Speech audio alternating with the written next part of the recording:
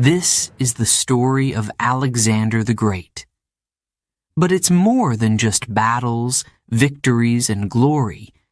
It's a story about ambition, leadership, friendship, and the price of greatness.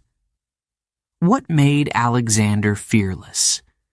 What gave him the courage to lead thousands of men through deserts, over mountains, and into the unknown? In this audiobook, you'll travel with Alexander through every thrilling moment, from his childhood in Macedonia, where legends were born, to the scorching sands of Egypt, to the battlefields of Persia, where he faced impossible odds and won. Grab your headphones, settle in, and prepare to step back into a world where kingdoms rose and fell with the swing of a sword. This is the story of Alexander the Great, the boy who dreamed of conquering the world, and the man who made it reality. Chapter 1. The Boy with a Lion's Heart. In the quiet hills of Macedonia, under the warm glow of the morning sun, a cry pierced the air. A baby was born. His name was Alexander. His parents, King Philip II and Queen Olympias, believed he was destined for greatness. But at that moment, he was just a child, small and full of life. No one could have known the world he would conquer. Alexander grew up in the royal palace, surrounded by luxury. But he wasn't spoiled. His mother, Olympias, told him stories of heroes and warriors. She filled his mind with tales of Achilles, the fearless warrior of Greek legend. "You," she whispered to him, "will be a hero too. You will be remembered forever." His father, King Philip, was different. He was a man of war, a man of action. He believed that strength and courage could be learned. So when Alexander was only a boy, Philip took him to the battlefield. "Watch closely," his father said. "A leader must know war before he can win it." Alexander was curious and brave. When he was just 12 years old, he met a wild horse named Bucephalus. The horse was strong but untamed. No one could ride him. Soldiers laughed when Alexander approached the beast. "Be careful, boy," one of them said. "You'll get thrown off." But Alexander didn't listen. He studied the horse's movements. He saw that Bucephalus was afraid of his own shadow. Slowly, Alexander turned the horse's head toward the sun, so the shadow disappeared. Then, he climbed onto the horse's back and held on tight. Bucephalus reared up, but Alexander didn't let go. The crowd gasped as the boy and the horse raced across the field. When they stopped, King Philip's eyes were filled with pride. "My son," he said, "Macedonia is too small for you. You must seek a bigger world." Alexander's education wasn't just about war and bravery. His father hired the famous philosopher Aristotle to teach him about science, politics, literature, and philosophy. Alexander listened carefully to every lesson. He learned about logic, reason, and the art of persuasion. But Aristotle didn't just teach him facts, he taught him how to think. A great leader, Aristotle said, is not just strong, but wise. One afternoon, Alexander asked his teacher a question. What makes a man truly great? Aristotle smiled and replied, "A man is great when he conquers not just the world, but himself. Those words stayed with Alexander. He practiced discipline and self-control. He trained his body to be strong and his mind to be sharper than a sword.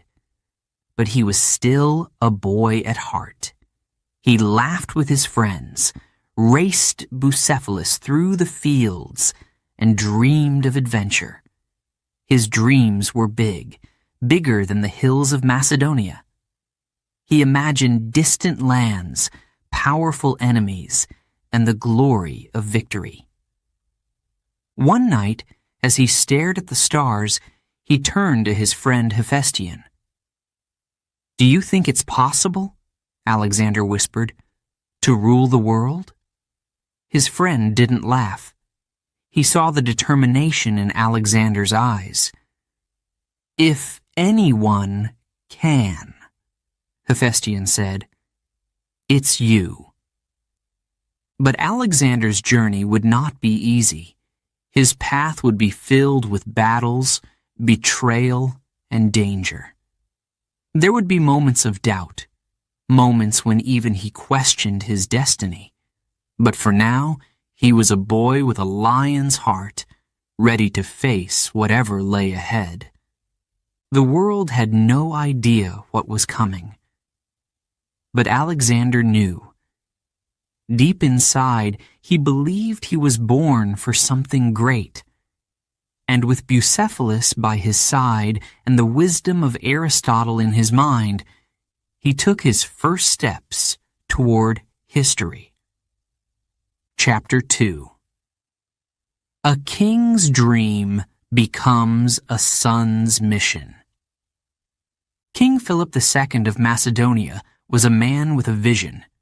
His dream was simple, but not easy. Unite all of Greece under one rule. He spent years fighting battles, making alliances, and building a strong army. Step by step, he brought the Greek city-states together. But there were always problems. Some cities refused to listen, some leaders broke their promises, and in the shadows, enemies waited for Philip to fail. Alexander watched his father closely. As a young boy, he admired Philip's strength. He saw how his father commanded respect. He watched how Philip made decisions, sometimes with words, and sometimes with war. "To be a king," Philip once said, "you need more than power. You need loyalty and fear." But Alexander was not satisfied with just watching. He asked questions. He wanted to know why some battles were won and others were lost. Why do some men follow a leader and others betray him? Alexander asked one night as he sat by his father's side. Philip looked at his son and smiled. "A leader earns loyalty," he said, "but he must always be ready for betrayal." As Alexander grew older, Philip saw that his son was no ordinary boy. He was brave, yes, but he was also curious, intelligent, and ambitious. One day, Philip brought him to a war council, a meeting of generals and advisors. "Listen to their advice," Philip said, "but always trust your own mind." At first, Alexander did listen. He watched as the men debated, argued, and planned their next attack. But inside him, something stirred. A fire, a hunger. He wanted to do more than listen. He wanted to lead. He wanted to create his own destiny. Philip noticed this ambition. Some fathers might have been afraid of a son with such drive, but not Philip. Good, he thought. He is ready to dream bigger. But dreams come with a price. When Alexander turned 16, Philip left him in charge of Macedonia while he went to fight in Thrace. It was a test. If Alexander failed, his father would know he wasn't ready to lead. But if he succeeded, well, everything would change. Just days after Philip left, a rebellion broke out in a nearby city. Alexander didn't hesitate.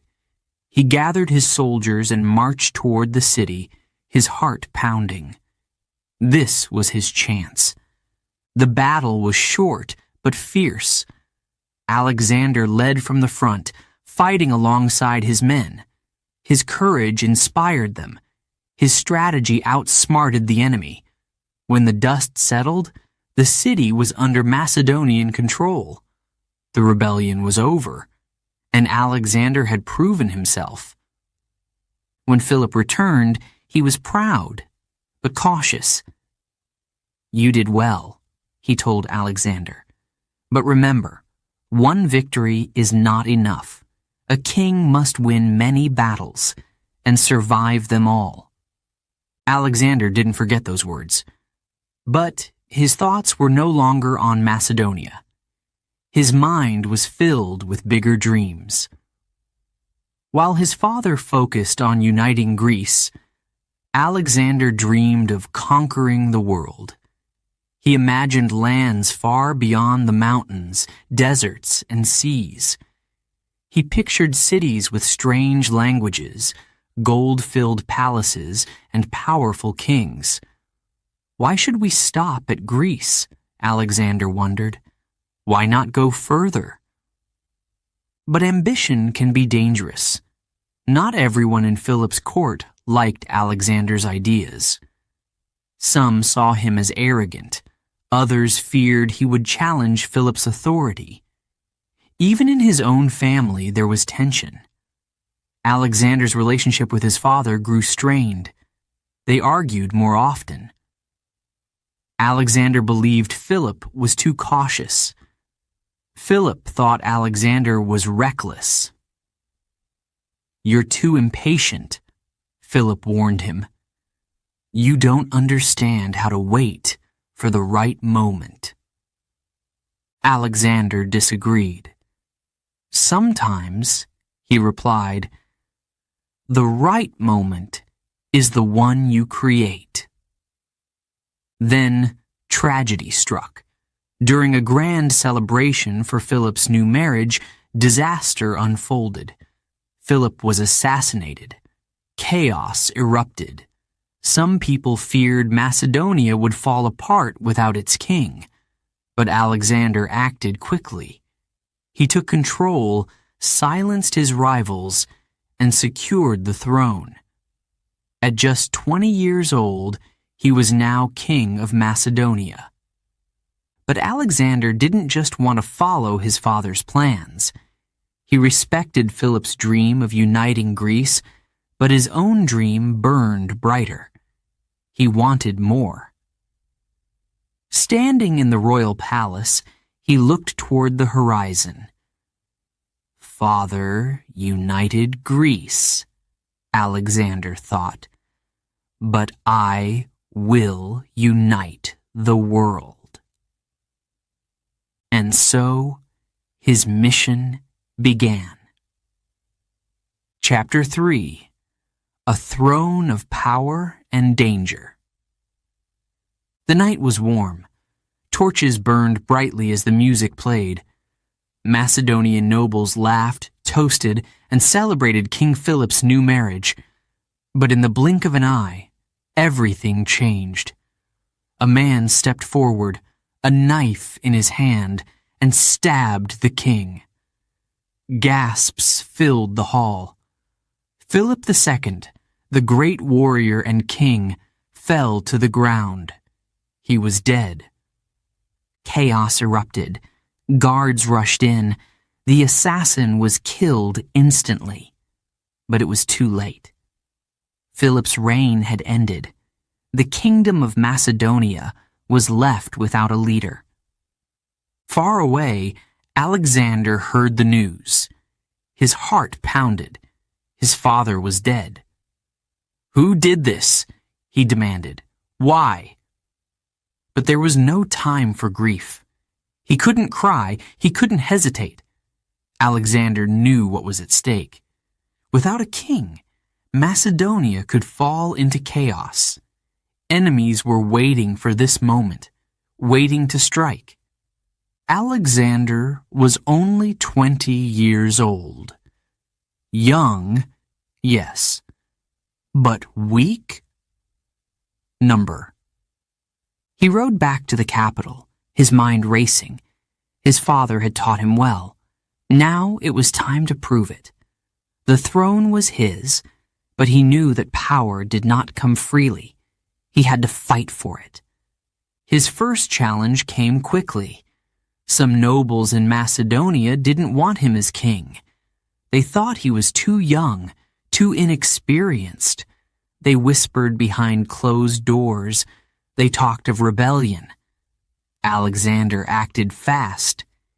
He gathered his trusted men and stormed the homes of his enemies. His message was clear: obey me or face the consequences. Many surrendered. Those who didn't were killed. But the danger wasn't over. Outside Macedonia, Greek city-states heard of Philip's death. Some thought it was their chance to break free. They believed Macedonia was weak without Philip.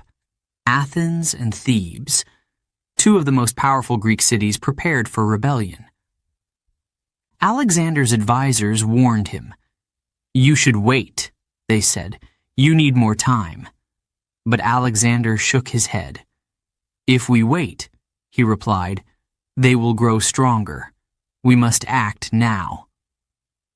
With lightning speed, Alexander marched south with his army. He led them through rough terrain and narrow mountain passes. His soldiers respected him because he didn't just give orders. He fought alongside them. His bravery inspired them. When Alexander reached Thebes, he gave the city one chance. "Surrender," he said, "and no harm will come to you." But Thebes refused. They thought they could defeat the young king. They were wrong. The battle was fierce.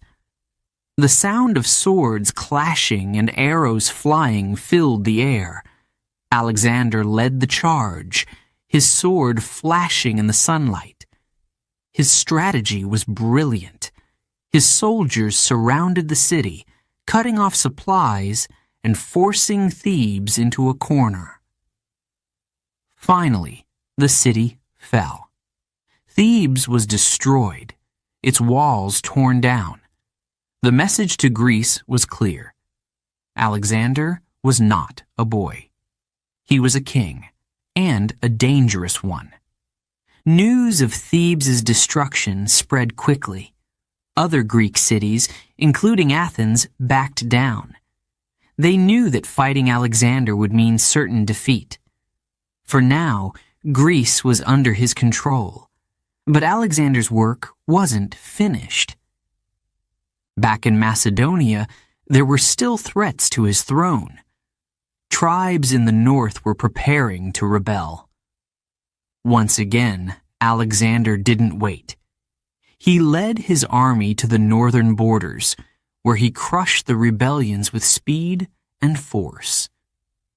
His enemies couldn't believe how quickly he acted. But victory wasn't just about war. Alexander knew he needed more than fear to rule. He needed loyalty. He rewarded those who supported him. He made alliances with local leaders. He showed kindness when it was needed, and strength when it wasn't. One night, after another victory, Alexander stood by the fire with his closest friends. He looked into the flames and thought of his father. "He taught me everything," Alexander whispered, "but now I must do what he never could." His friends nodded in agreement. They knew what he meant. Philip had united Greece, but Alexander dreamed of conquering lands far beyond. His throne was secure. The nobles respected him. The soldiers trusted him. His enemies feared him. But Alexander wasn't satisfied. His eyes turned east, toward the Persian Empire, a land of riches, power, and danger. For now, the fires of rebellion in Macedonia had been put out. But Alexander's journey had just begun. In the quiet of the night, he made a promise to himself. He would not just be king of Macedonia. He would be king of the world. And so, the young king prepared for his next challenge. His enemies would be many, his battles fierce. But with ambition burning in his heart, Alexander knew one thing. He was ready. The world had no idea what was coming. Chapter 4: Uniting Greece and Breaking its Chains. The sun rose over the hills, casting long shadows across the fields of Greece. But beneath this peaceful sky, tension was building. Greece was divided. City-states like Athens, Sparta, and Thebes had their own leaders, their own armies, and their own dreams. They did not like being controlled by Macedonia. Many saw the death of King Philip as their chance to break free. They thought Alexander was young and weak. They were wrong. In the city of Thebes, rebellion was growing. Leaders whispered in secret meetings. "We don't need Macedon," they said. "We can be free again." Messages were sent to Athens and other cities, asking for help. Weapons were sharpened. Soldiers prepared for battle. Thebes believed it could defeat Alexander, but Alexander was already on his way. He marched south with his army, moving fast through mountains and valleys. His soldiers respected him. He wasn't just their king. He was their leader in battle. He ate with them, slept beside them, and fought alongside them. When they were cold, he was cold. When they were tired, he kept them going. He had earned their loyalty. As they approached Thebes, the city's walls came into view. Thick and tall, the walls seemed impossible to break. Inside, the people of Thebes felt safe. They had fought many battles before. They believed they could win again. But Alexander had a plan. Before the battle began, he sent a message to the leaders of Thebes. "Surrender now," the message said, "and no harm will come to you. Resist, and your city will burn." The leaders of Thebes laughed. They thought Alexander was bluffing. They had heard stories of his bravery, but they didn't believe he could defeat them. They refused to surrender. The next morning, the sound of drums echoed through the air. Alexander's soldiers lined up outside the city gates.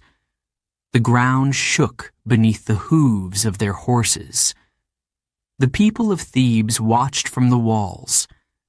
They shouted insults, throwing stones and arrows. But Alexander didn't react. He stayed calm. He knew that patience could win battles. Then, with a sudden command, the attack began. Arrows flew through the air, darkening the sky. The clash of swords and shields filled the battlefield. Alexander led his men forward, charging toward the gates. He was not a king who stood back and watched. He was in the middle of the fight, his sword shining in the sun. "Push forward," he shouted. His voice was steady, strong. "We will win this day." Thebes fought back with everything it had. Soldiers defended the gates. Archers fired from the walls. The city's warriors were brave, but Alexander's army was stronger. His men broke through the gates and poured into the streets. House by house, street by street, they fought their way through the city. Suddenly, Alexander spotted a group of Theban soldiers retreating toward the central square. He raised his hand, signaling his men to follow. They charged, cutting off the soldiers' escape. In the chaos, the leaders of Thebes realized they had lost. Their city was falling. By nightfall, the battle was over. Smoke rose into the sky. Fires burned through the streets. The mighty city of Thebes had been defeated. Its walls, once thought to be unbreakable, now lay in ruins. The people of Greece were in shock. How could this young king have done what seemed impossible? Alexander stood in the middle of the ruined city, his face calm, but his eyes burning with determination. He had shown Greece that he was not just Philip's son. He was a force of his own, but the victory was not just about destruction. Alexander wanted Greece to understand one thing: unity was better than rebellion. He believed that if Greece could unite under his leadership, they could achieve greatness together.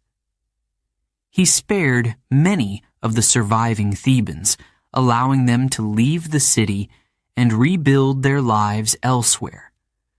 But the message was clear: defiance would not be tolerated. When word of Thebes' defeat reached Athens, the city leaders were terrified. They knew that fighting Alexander would be a mistake. They sent envoys to negotiate peace, and other cities followed their example. One by one, they agreed to unite under Alexander's rule.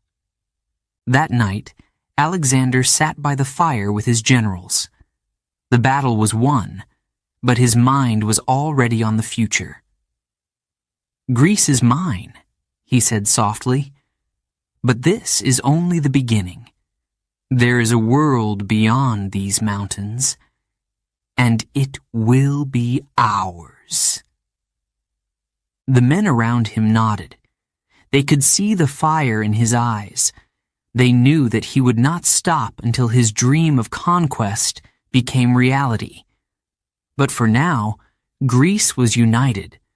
The chains of rebellion had been broken, and Alexander was ready for his next challenge. Chapter 5. Facing the Persian Giant. The sea sparkled under the morning sun. Waves rolled gently, rocking the ships as they carried Alexander and his army across the Aegean Sea. The air was filled with salt, the sound of seagulls, and the quiet murmur of men preparing for war.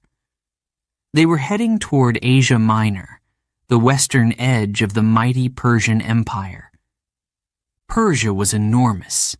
Its lands stretched from the mountains of Turkey to the deserts of Egypt, all the way to India.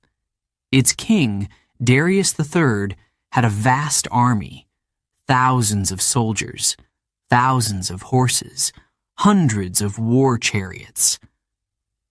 Alexander knew the odds were against him, but he wasn't afraid. Standing on the deck of his ship, he gazed at the horizon. Behind him, Greece was safe and united. Ahead of him lay his greatest challenge. He gripped the wooden railing and whispered, "We will win, no matter how big they are."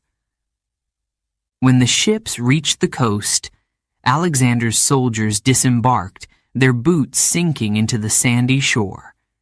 They carried their swords, shields, and dreams of victory. But some were nervous. They had heard stories of the Persian army's size and strength. "Can we really defeat them?" one soldier asked his friend. The friend shrugged, but his eyes betrayed his fear. Alexander noticed their doubts. That night, as the soldiers set up camp, he walked among them. He didn't shout orders. He didn't give long speeches. He simply looked them in the eye and spoke from the heart. "Remember," he said, "they fight for a king who stays in his palace. But we fight for each other. We fight for glory. Together, we are unstoppable." His words lit a fire in their hearts. The soldiers knew that Alexander wouldn't just lead them. He would fight beside them. The next morning, they marched inland. The Persian satraps, governors of the region, had gathered their forces near the Granicus River. Alexander's scouts warned him. The enemy was waiting on the other side of the river, ready to attack. But Alexander didn't hesitate. He studied the terrain and made a plan. "We will cross the river," he said. "We will attack head-on and show them what Macedonians are made of." The soldiers obeyed. They trusted him completely. The battle began with a thunderous roar. Alexander led the charge, riding his beloved horse, Bucephalus. Water splashed around them as they crossed the river. Arrows flew through the air like deadly rain. Persian cavalry galloped toward them, their spears aimed at Alexander's men. The clash of metal rang out across the battlefield. Swords struck shields. Horses whinnied in panic. Men shouted orders and cries of pain filled the air. But in the midst of chaos, Alexander was calm. He fought with precision and courage. His sword flashed in the sunlight as he cut down enemies who dared to block his path.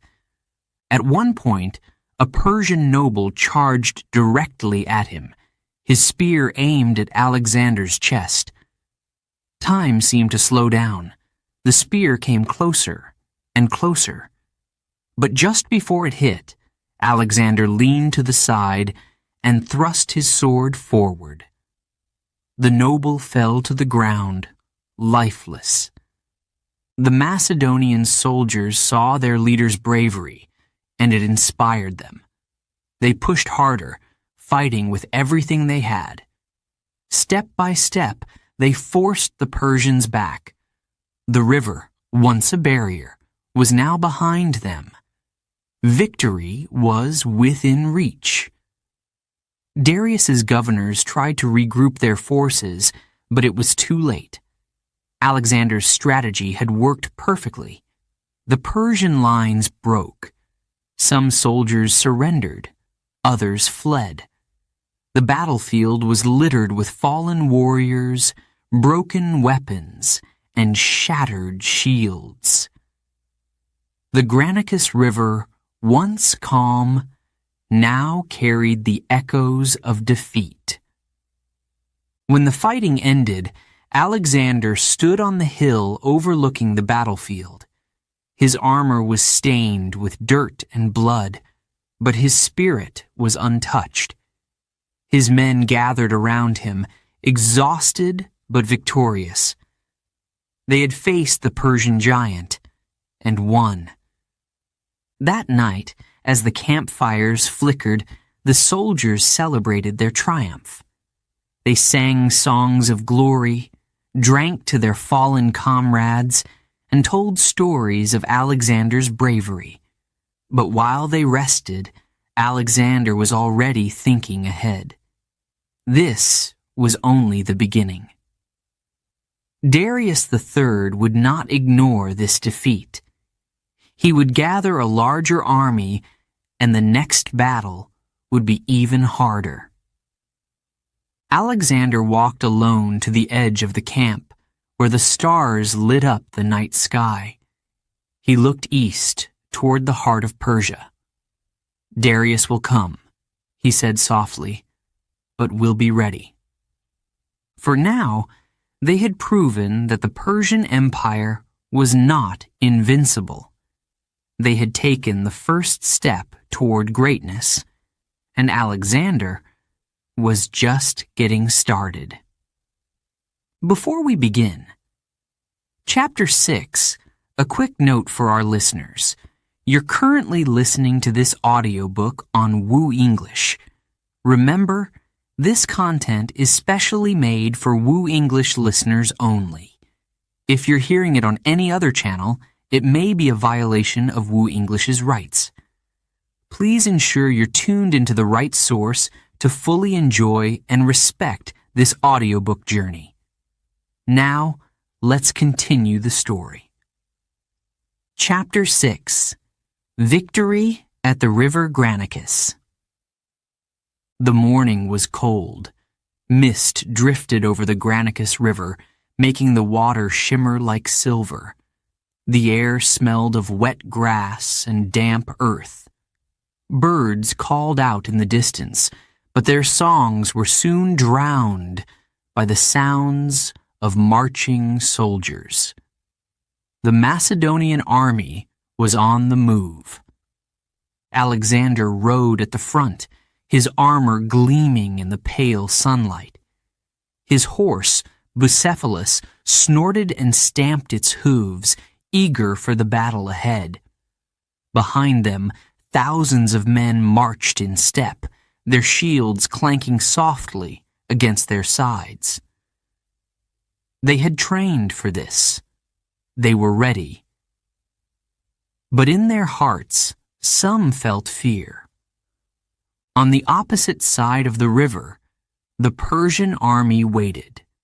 They were well prepared. Their commanders had set up a strong defense with cavalry stationed along the riverbank. Their horses pawed at the ground, their riders, holding long spears, pointed toward the water. The Persian infantry stood behind them, forming a solid wall of shields and swords.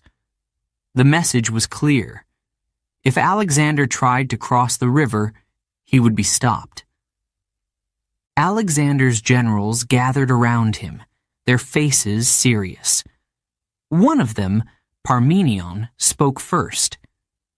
"We should wait," he said. "Crossing the river now is dangerous. The current is strong, and the Persians have the high ground. If we attack, we could lose many men." Alexander listened but did not agree. He could see the fear in some of his generals' eyes, but fear would not win them this battle. Confidence and strategy would. "No," Alexander replied firmly. "If we wait, the Persians will only grow stronger. We must strike now, while they still underestimate us." Parmenion hesitated, but nodded. He knew that once Alexander made a decision, there was no changing it. The young general had a vision, and his men trusted him to lead them to victory. Alexander turned to his soldiers, who stood in silence, waiting for orders. He raised his sword high. "Today," he shouted, "we fight for glory. We fight to prove that Macedonia is greater than any empire. Follow me, and together, we will win this battle." The soldiers cheered, their voices echoing across the river.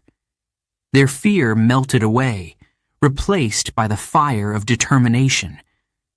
They gripped their weapons tightly, ready to follow their king into the unknown. Then, with a loud command, Alexander led the charge.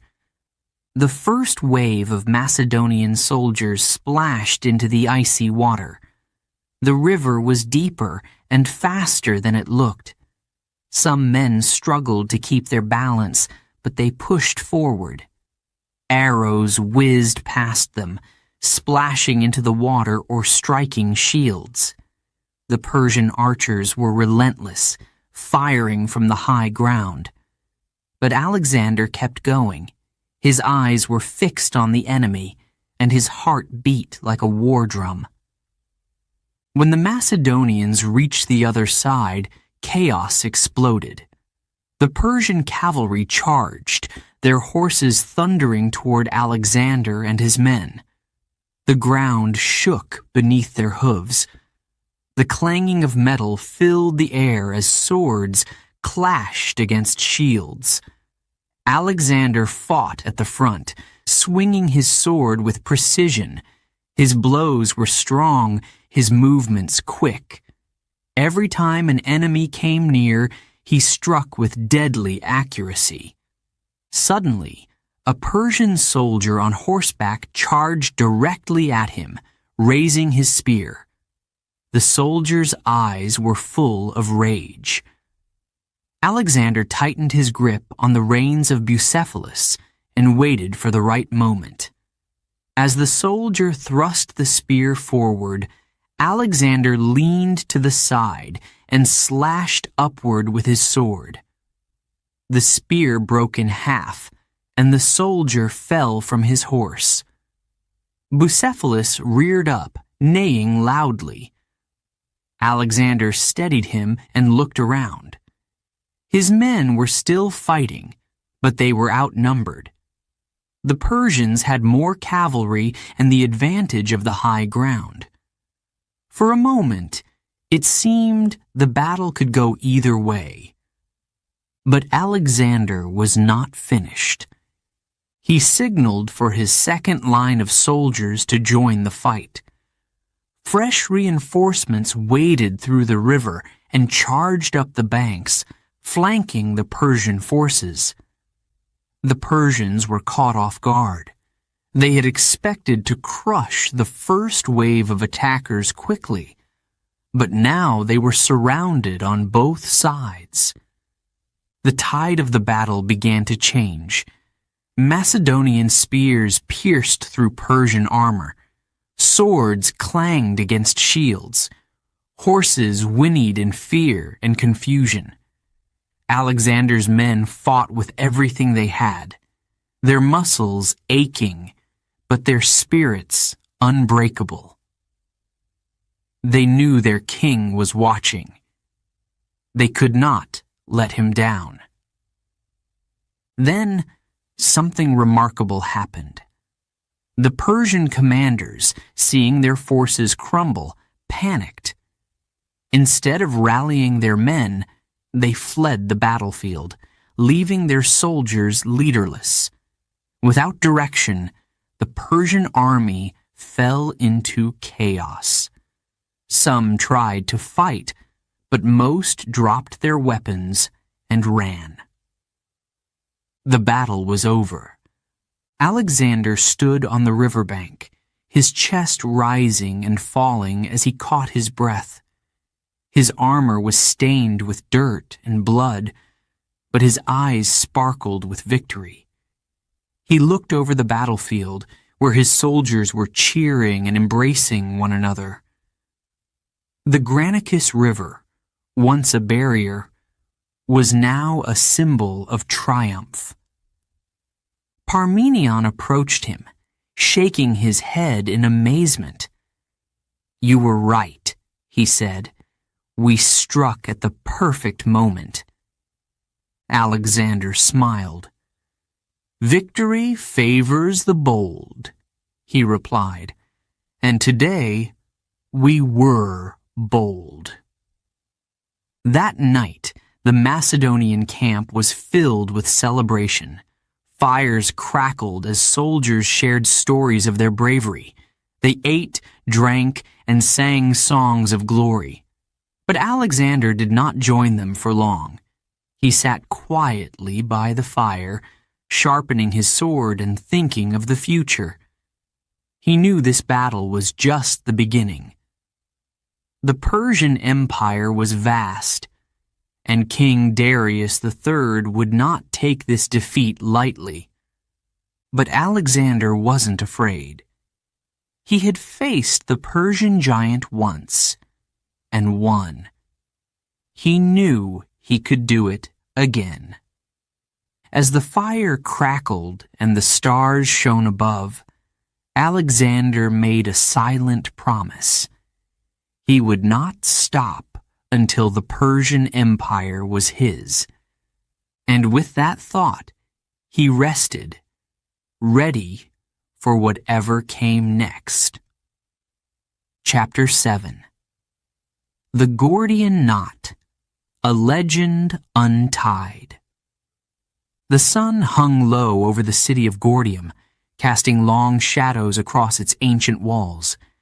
The air was warm, filled with the scent of dust and distant flowers.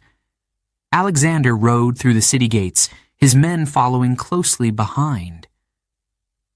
Villagers peeked out from doorways, whispering as they watched the young king pass by. They had heard the stories about his bravery, his battles, and his ambition. But today, Alexander wasn't here to fight.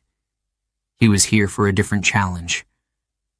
At the center of the city stood an old temple. Inside it lay something that had puzzled and defeated many men before him: the Gordian Knot. Legend said it had been tied by King Gordius, the founder of the city. The knot was large, thick, and tangled, made of rough, twisted ropes. No one knew exactly how it had been tied, but one thing was certain: no one had ever untied it. Alexander dismounted from his horse and approached the temple steps. His boots crunched against the stone floor as he entered the dimly lit chamber. There, in front of him, was the knot. It looked almost alive, its loops and twists forming a maze of endless complexity. His generals stood behind him, watching silently. A man from the city spoke. His voice was low and serious. The prophecy says that whoever unties this knot will become the ruler of all Asia. Alexander stared at the knot. He circled it slowly, studying every loop, every twist. His mind raced. Many before him had tried to solve this puzzle and failed. They had pulled, twisted, and struggled. But the knot remained firm. The room was silent except for the distant hum of the wind. His soldiers shifted uneasily, unsure of what their king would do. Some whispered among themselves. "Can it really be untied?" one asked. Another replied, "If anyone can do it, it's Alexander." Alexander didn't respond to their doubts. He had learned long ago that hesitation was the enemy of success. He reached out and touched the thick, rough rope. It was stronger than he had expected, its fibers stiff from age. He tugged gently on one loop, but the knot only tightened. He tried another loop, pulling harder this time. But still, the knot didn't budge. Sweat beaded on his forehead, but Alexander didn't panic. He stepped back and crossed his arms, thinking. His eyes narrowed as he studied the knot from a distance. Then slowly, a smile spread across his face. He had an idea that was bold, unconventional, and exactly what the moment required. Without saying a word, Alexander drew his sword. The metal glinted in the sunlight streaming through the temple windows. His generals gasped. "What is he doing?" one of them whispered. But Alexander didn't hesitate. With one powerful swing, he brought the blade down, slicing through the thick ropes in a single stroke. The knot fell apart, its tangled loops unraveling onto the floor. For a moment, there was silence. No one moved. Then, a murmur spread through the crowd. The man from the city stepped forward, his eyes wide with shock. "You have untied the Gordian knot," he said softly. "The prophecy is fulfilled." Alexander sheathed his sword and turned to face his men. "Sometimes," he said, "the best way to solve a problem is not to solve it at all, but to think differently." His voice was calm, but there was a spark of excitement in his eyes. He had done what others could not through brute force, but through bold thinking. Outside the temple, news of Alexander's victory spread quickly. The people of Gordium gathered in the streets, cheering and celebrating. To them, the prophecy meant that Alexander was destined for greatness. He wasn't just a conqueror. He was chosen by fate. That night, Alexander sat by the fire with his closest friends. The flames crackled, casting flickering shadows on their faces. One of them, Hephaestion, leaned forward. "Did you know that would work?" he asked, smiling. Alexander chuckled and shook his head. "No," he admitted, "but I knew one thing.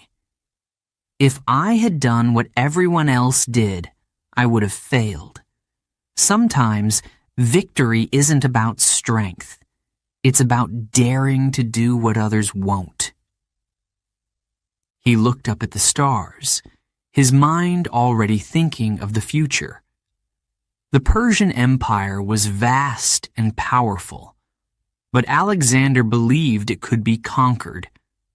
The Gordian knot had been just one challenge of many. Ahead of him lay battles, dangers, and obstacles far greater.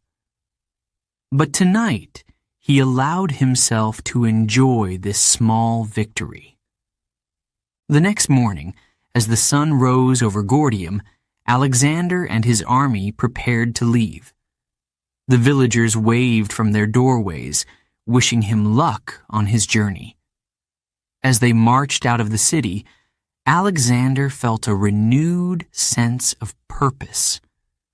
The prophecy was on his side. His destiny was calling.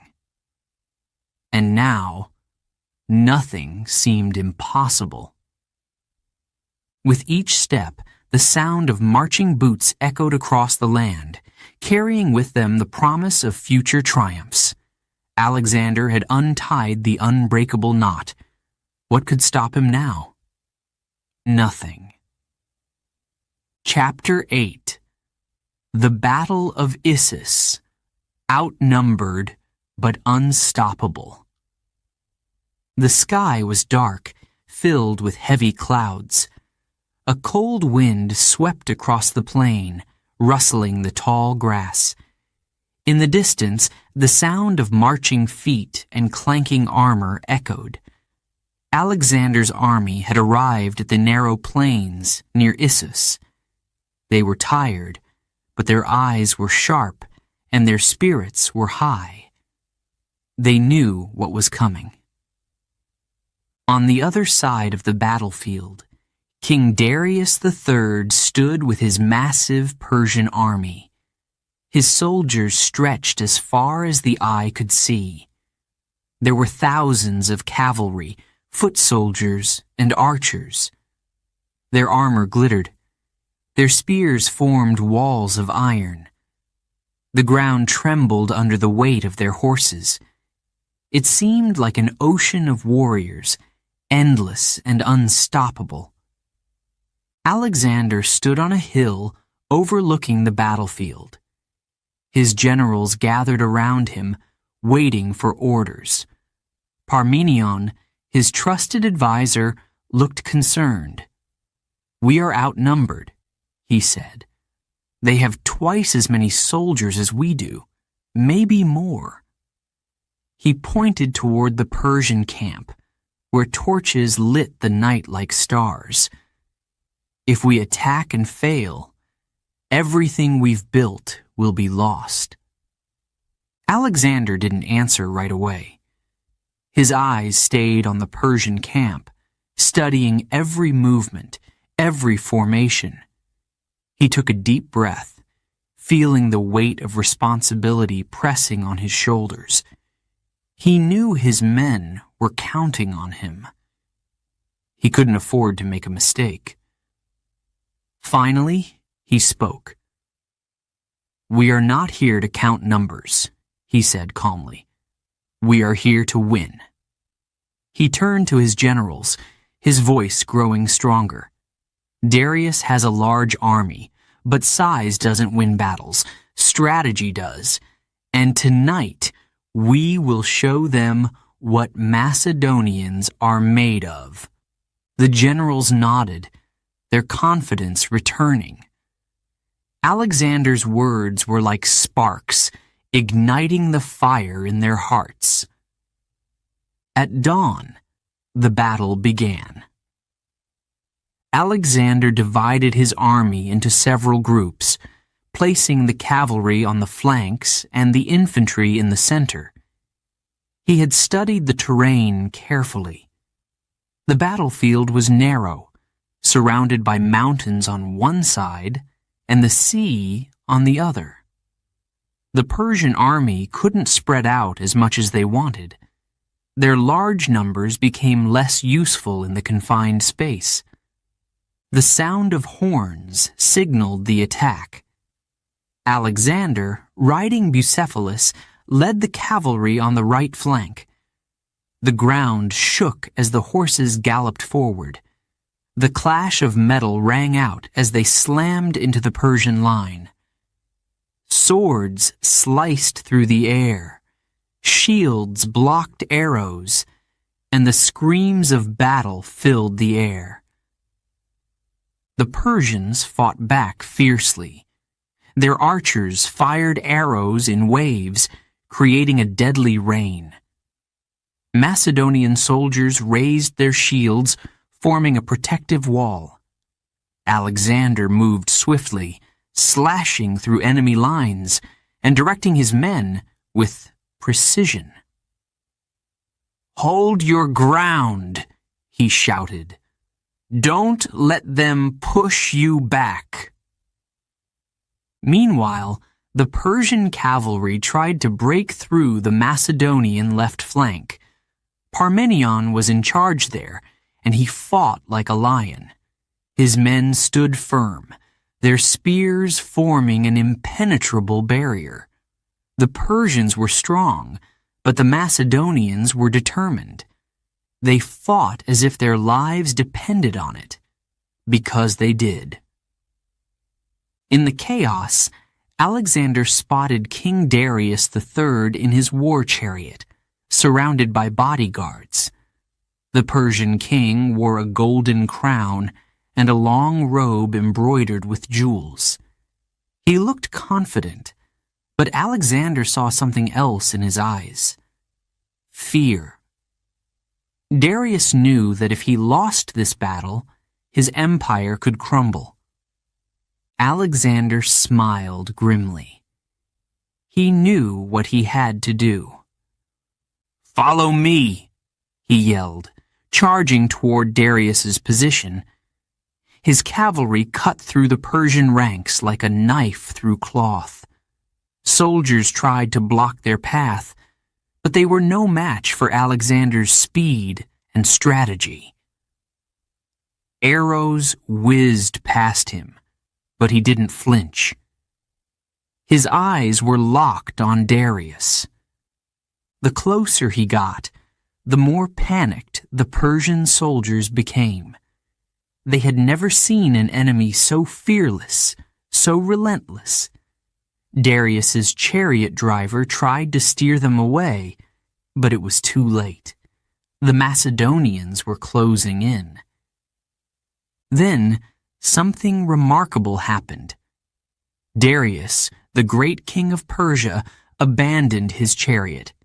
He leapt to the ground and fled on horseback, leaving his army behind. His bodyguards tried to protect him, but the sight of their king running for his life broke their morale. The Persian soldiers began to retreat. Alexander's men cheered as they saw the enemy falling back.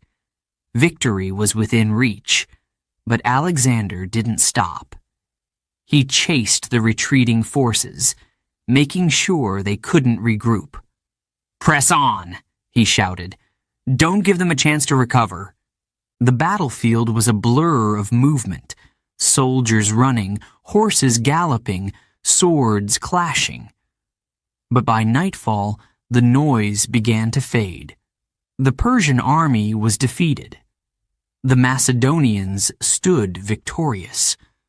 Alexander dismounted from Bucephalus, his armor stained with dirt and blood. His breath was heavy, but his heart was light. He had done it. He had turned the impossible into reality. His generals gathered around him, smiling and congratulating him. But Alexander's mind was already racing ahead. He knew that this victory was only the beginning. Darius had escaped, and as long as he lived, the war was not over. That night, Alexander walked through the Macedonian camp. Soldiers were celebrating, singing songs of glory and sharing stories of their bravery. Fires crackled, casting warm light across their faces, but Alexander didn't join them.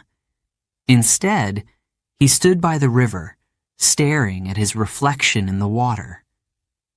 He thought about the men who had died today, their sacrifices, and the battles that still lay ahead. "Victory is never final," he whispered to himself. "It's just the next step."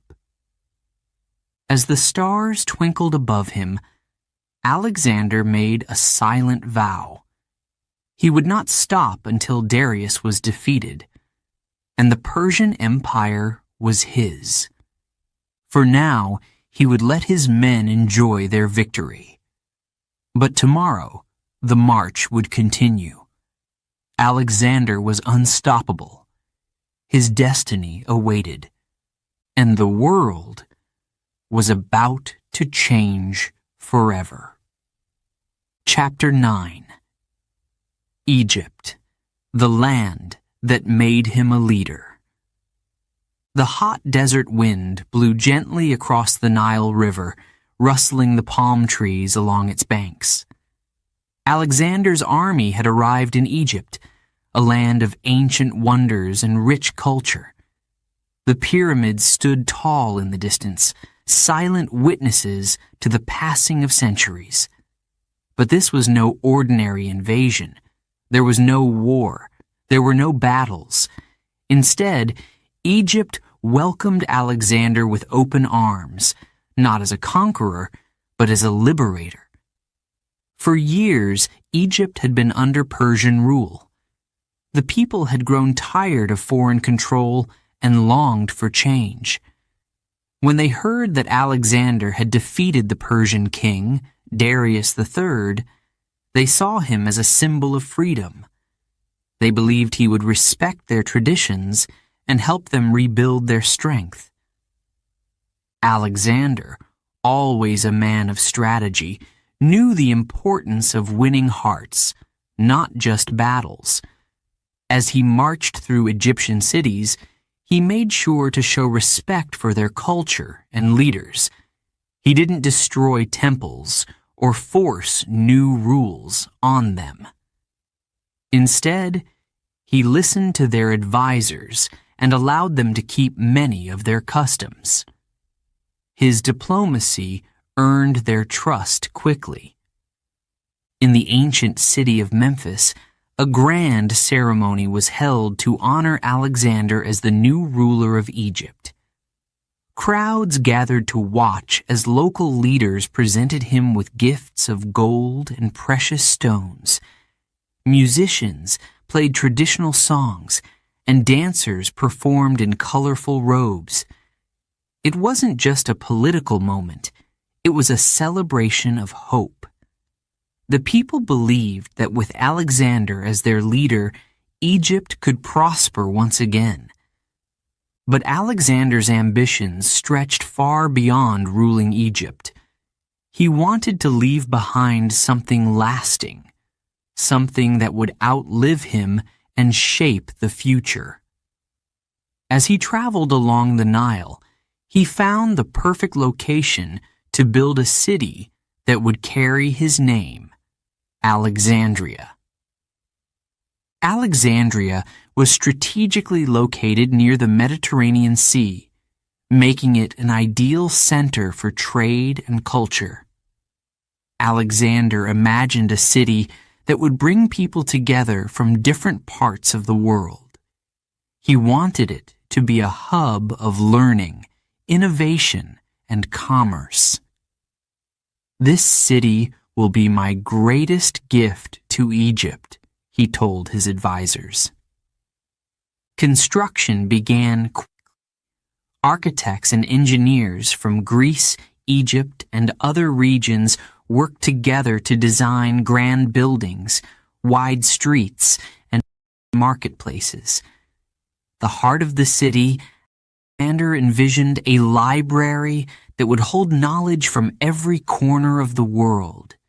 Scholars, poets, and philosophers would come to study and share ideas. Although Alexander would not live to see its completion, his vision became a reality. Alexandria would later become one of the most important cultural centers of the ancient world. During his time in Egypt, Alexander also focused on practical matters. He improved irrigation systems to ensure that farmers could grow crops efficiently. He encouraged the development of ports and harbors to boost trade with nearby regions. He understood that a successful leader was not just a warrior, but someone who could help a country thrive in peace. As Alexander toured the construction of Alexandria, he often walked among the workers, asking them about their progress. He treated them with respect, understanding that they were the ones building his legacy. He spoke about his plans for the city with excitement, describing how it would connect Egypt to the rest of the world. "One day," he said, "people from faraway lands will come here to learn and trade. They will remember what we built together." But even as the city grew, Alexander's mind was already on the next challenge. The Persian king, Darius III, had not yet been captured. His army was weakened, but he was still a threat. Alexander knew that if he wanted to secure his empire, he would have to defeat Darius once and for all. Before leaving Egypt, Alexander made sure that the local leaders were in place to govern the region. He didn't believe in ruling every city himself. He trusted his appointed officials to maintain order and continue the progress he had started. "Protect this land," he told them. "It is now part of something greater." As his army prepared to march east, many of his men were eager to leave Egypt behind and continue their journey. But others had grown attached to the peaceful life they had experienced there. They enjoyed the rich food, warm climate, and friendly people. For a moment, they wondered if this could have been the place to settle down and rest. But they knew that with Alexander as their leader, the march would never stop. The morning they left Egypt, the sun rose over the horizon, casting a golden glow across the Nile. Alexander took one last look at the land he had come to admire. In a short time, he had secured its loyalty, improved its infrastructure, and laid the foundation for a city that would shine for centuries. As the soldiers marched away from the river, Alexander's thoughts were already on the battles ahead. Egypt had been a success, but his dream was far from complete. His mind raced with visions of victory and expansion. He believed that one day people would speak of his name in every corner of the world. And they did. Long after his death, Alexandria flourished. The library became a beacon of knowledge, attracting thinkers from Greece, India, Persia, and beyond. The blending of cultures in the city helped create innovations in science, mathematics, and literature. Trade routes expanded, bringing goods and ideas from distant lands. The legacy Alexander had imagined became real, even though he never returned to see it. In the end, Egypt was not just a place Alexander conquered. It was a place that transformed him. Here, he learned that being a leader meant more than winning battles. It meant building something meaningful, something that could last. And in Alexandria, he left behind a symbol of his vision. A vision that would influence history for generations. The man who had arrived as a liberator left as a visionary leader, carrying with him the lessons of Egypt as he marched toward his next great challenge. Chapter 10. The Final Showdown. The Battle of Gaugamela. The moon cast its pale light over the desert, shining on the campfires of Alexander's army. The night was quiet, but there was tension in the air. Soldiers sat by the fire, sharpening their swords and whispering prayers. Tomorrow, they would face the largest army they had ever seen. Tomorrow, everything would be decided.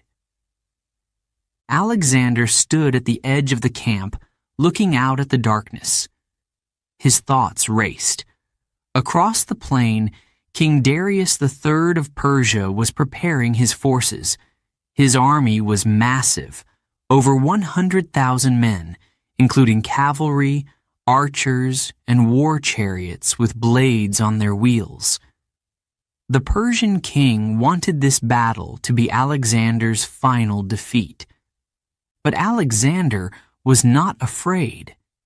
He had fought against the odds before. At the Battle of Issus, he had defeated a larger Persian army. At the Granicus River, he had shown the world that size did not matter if you had the right strategy. He knew that tomorrow would be the ultimate test. His reputation, his army, and his dream of ruling Asia all depended on victory. Early in the morning, before the sun rose, Alexander called his generals together. His plan was simple but risky. He would not wait for the Persians to attack.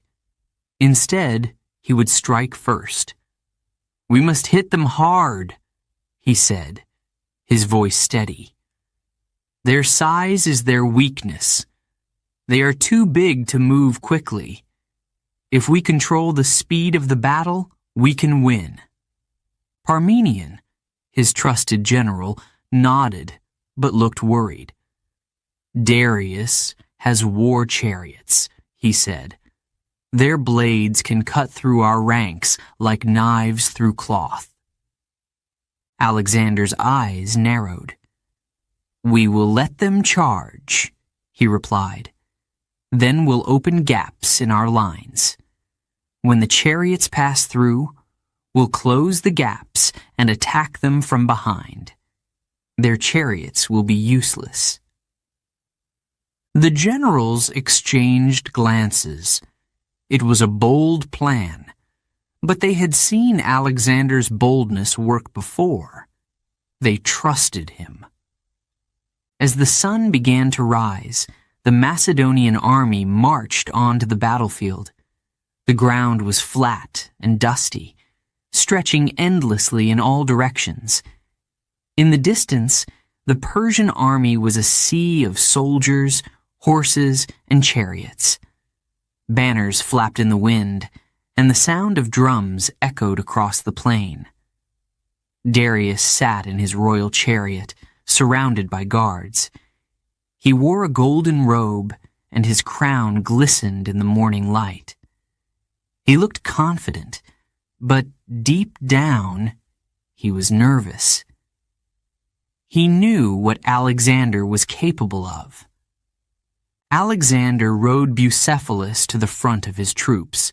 He raised his sword high and shouted, "Today we fight for victory, for glory, for everything we have built." His men cheered, their voices rising like thunder. The battle began with the blast of horns. The Persian cavalry charged first, their horses kicking up clouds of dust.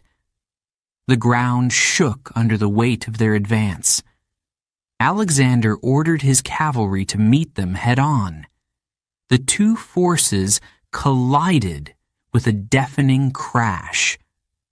Horses neighed, men shouted, and the clash of swords rang out like a drumbeat.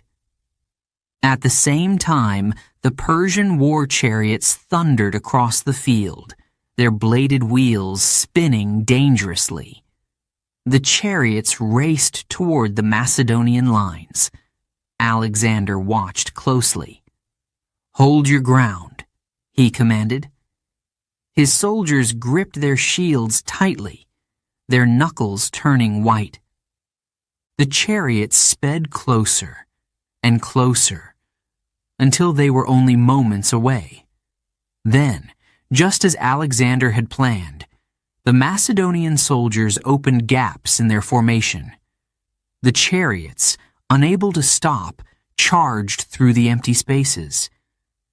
But on the other side, waiting soldiers closed in and attacked the chariots from behind. Drivers were pulled from their seats, and horses were brought down. The threat of the chariots was neutralized. Alexander saw his opportunity. "Now!" he shouted, leading a charge directly toward the center of the Persian line. His cavalry pushed forward with incredible speed, cutting through the enemy ranks. Alexander fought at the front, his sword flashing in the sunlight. He struck down enemies with precision, his movements quick and deadly. Bucephalus, loyal and fearless, carried him through the chaos. Darius watched in horror as his army began to falter.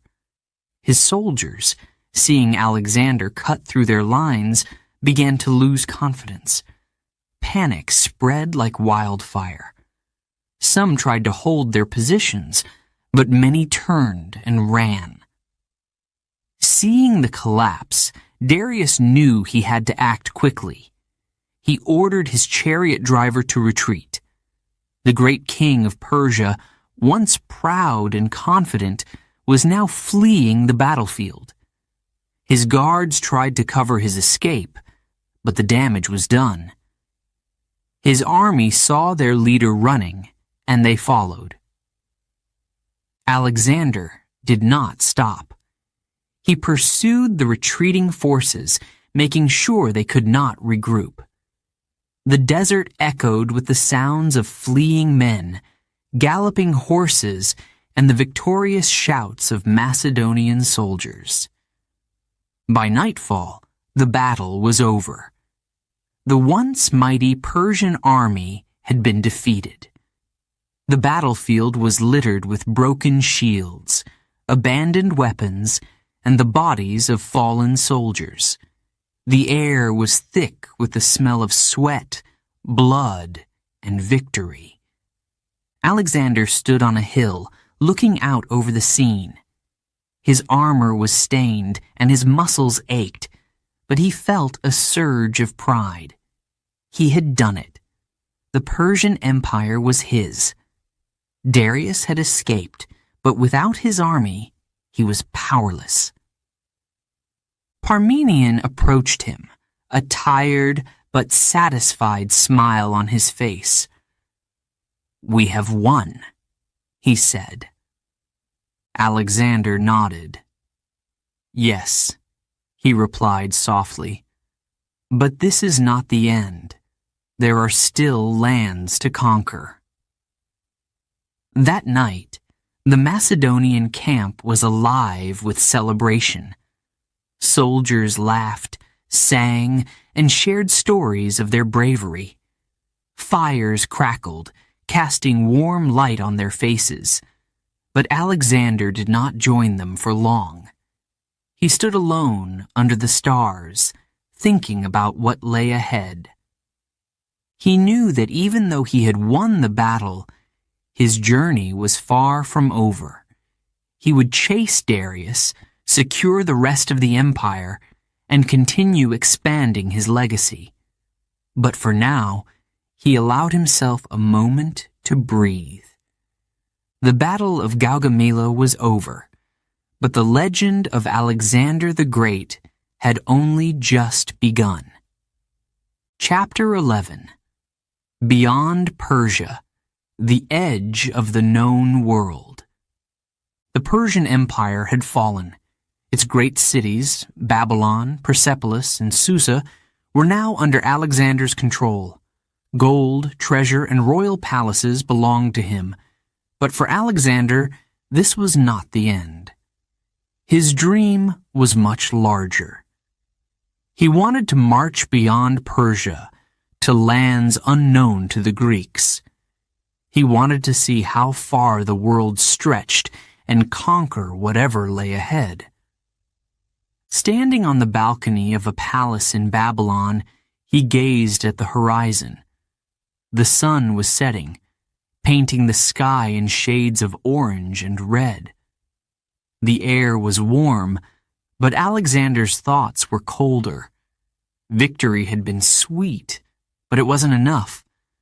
There was always more to achieve, always another land to conquer. "East," he whispered to himself. "We must keep going." The next morning, Alexander announced his plan to the army. They would march east, into lands of fierce tribes, high mountains, and vast deserts. Some soldiers cheered. They believed in Alexander's vision. They had seen him win battle after battle and trusted him to lead them to more glory. But not everyone felt the same. As the days passed and the army began its journey, whispers spread through the camp. Many soldiers were tired. They had been marching and fighting for years, far from their homes in Macedonia. They missed their families. They missed the familiar food, music, and traditions of home. They wondered if this endless march was worth it.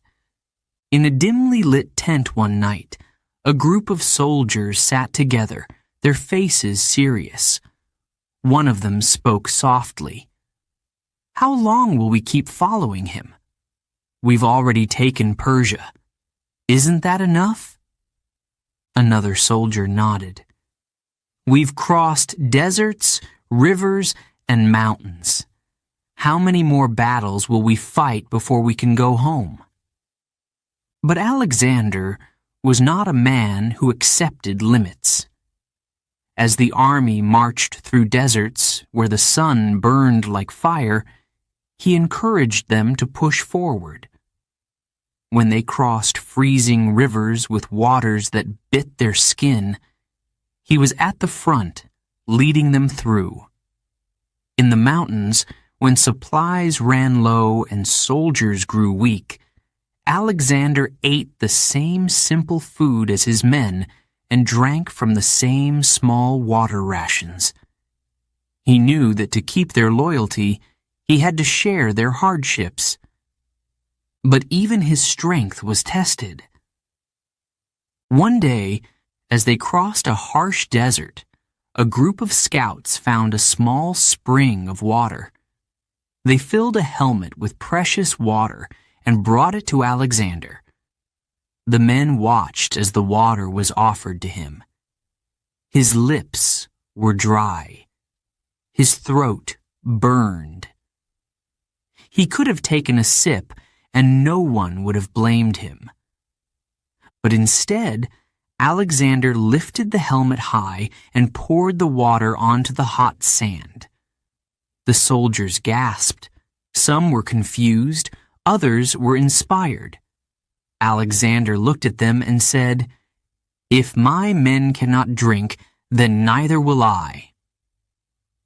The soldiers cheered. For a moment, their exhaustion was forgotten. Their king had reminded them why they followed him, because he wasn't just a commander. He was one of them. But even loyalty had its limits. As they marched into the lands of what is now modern-day Afghanistan, they faced new dangers. The terrain was rough, filled with rocky paths and narrow valleys. The tribes there did not surrender like the Persians. They fought fiercely, using guerrilla tactics to ambush Alexander's men. Every night, the soldiers had to guard their camps carefully, fearing surprise attacks. Despite the dangers, Alexander pushed on. He believed that every challenge was a test of their greatness, but his men grew weary. In private, some of the generals, including Parmenion and Conus, began to question Alexander's decisions. They respected him, but they worried that his ambition had no end. One evening, Conus approached Alexander. The fire between them crackled, casting shadows on their faces. Conus hesitated before speaking, choosing his words carefully. "Alexander," he said, "we have followed you through every battle. We have crossed deserts and rivers. We have given everything. But the men are tired. They need rest. They need to return home." Alexander's eyes flashed with emotion, anger, frustration, and something else, sadness. He knew his men were suffering, but he couldn't let go of his dream. He stood and paced around the fire, his fists clenched. "Do you think the world will remember men who stopped halfway?" he asked. "Do you think legends are made by those who turn back?" Conus sighed. "No," he said, "but even legends need loyal men. And loyalty fades when men lose hope." Alexander stared into the flames, silent. Deep down, he knew Conus was right. His men had given everything. They had risked their lives for him, and many had died along the way. But his heart ached at the thought of stopping. The edge of the world was so close, or so he believed. The next day, the army reached the banks of the Hyphasis River, now known as the Bees River. On the other side lay India, a land of jungles, elephants, and new challenges. Alexander stood by the riverbank, staring across the water. He wanted to keep going, but behind him, his soldiers stood silently, waiting for his decision. Alexander knew he could not force them to follow him any further. If he did, they might rebel, and all that he had built could fall apart. His mind was a storm of thoughts, but finally he sighed and turned to face his men. "We will turn back," he said. The soldiers exhaled with relief. Some smiled, others wept. They had marched to the edge of the known world and survived. But for Alexander, it was a bittersweet moment.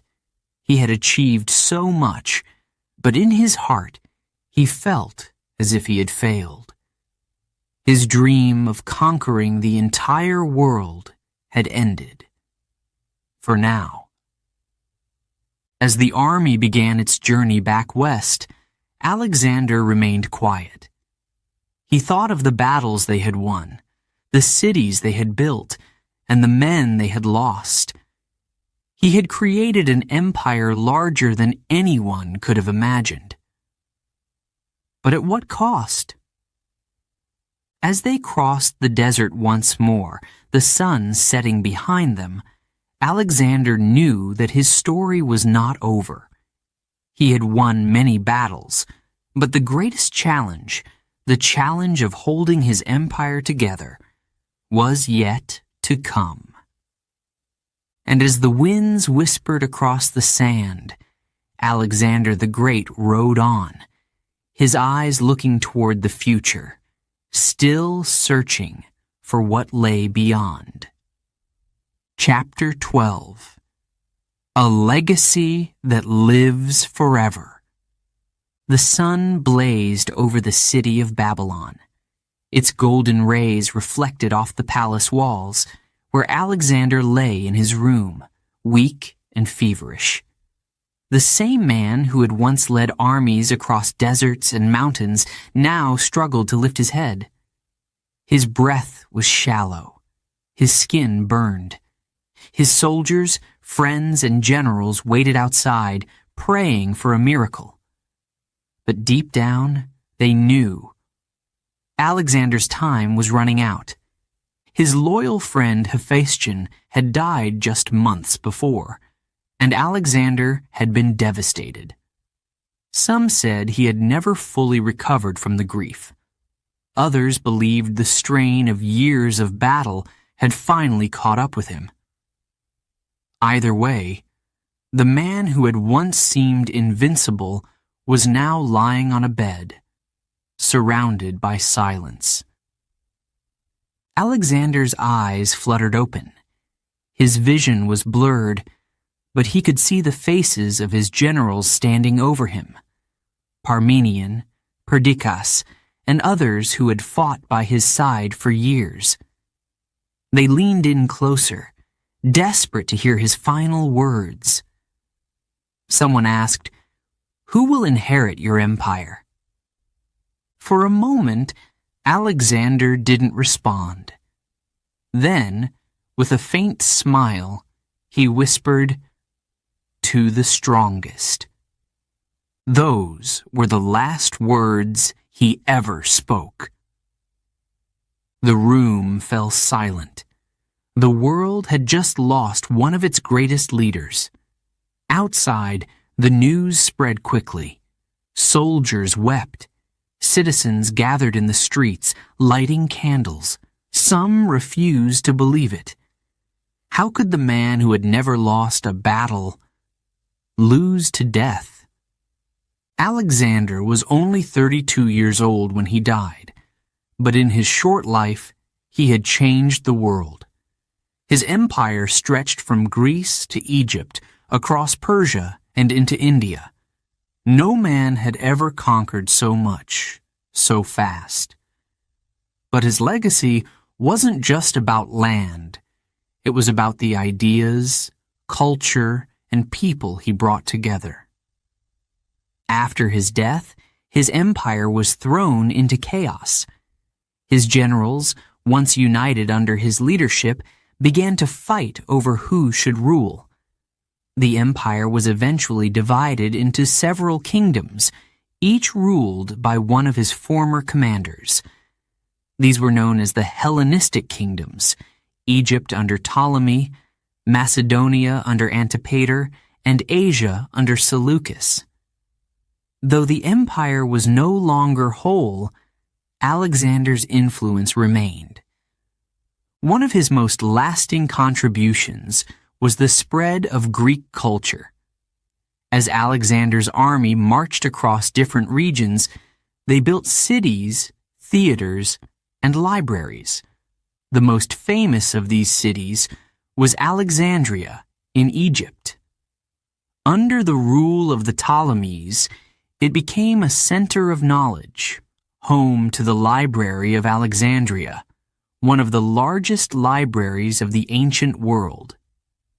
Scholars, poets, and scientists from different cultures gathered there to exchange ideas and create new knowledge.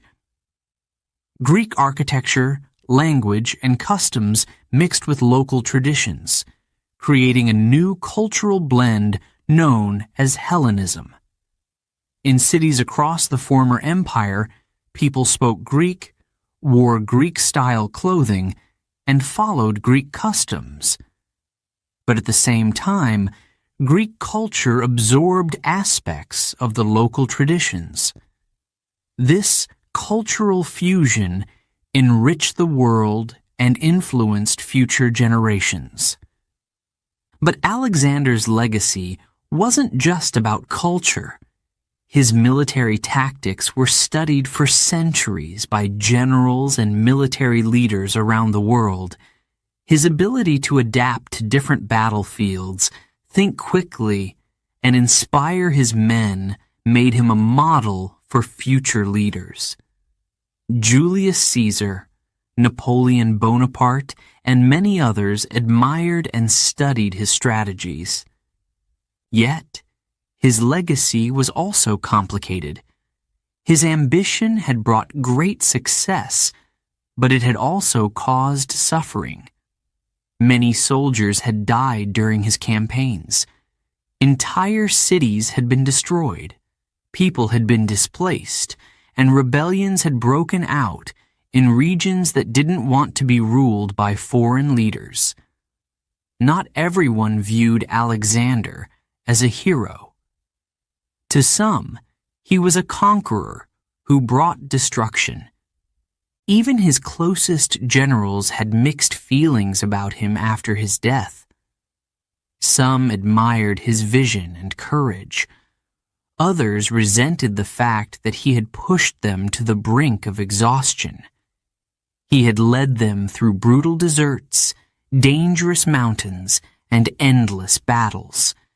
And in the end, they were left with a fractured empire and no clear leader to follow. But perhaps Alexander's greatest legacy was the idea of unity. He dreamed of a world where different cultures could come together and learn from one another. He believed that Greeks, Persians, Egyptians, and others could live side by side as equals.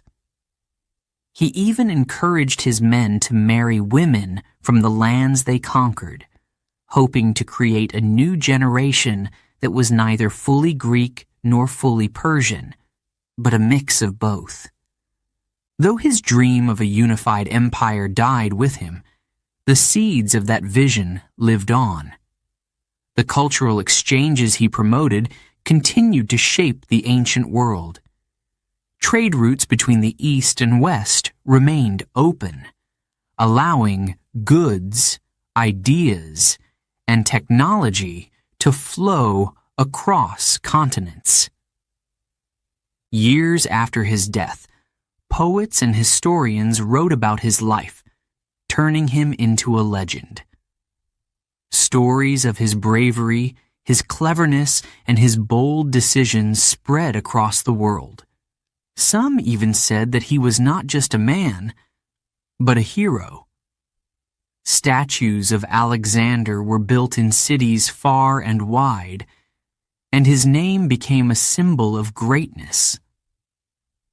In Macedonia, mothers told their children stories about how Alexander had tamed a wild horse when he was just a boy. And in Persia, even those who had fought against him admitted that he had been a brilliant leader. Today, more than 2,000 years later, Alexander's legacy is still felt. His empire may be gone, but the impact of his conquests remains. The ideas he spread helped shape modern Europe, the Middle East, and Asia.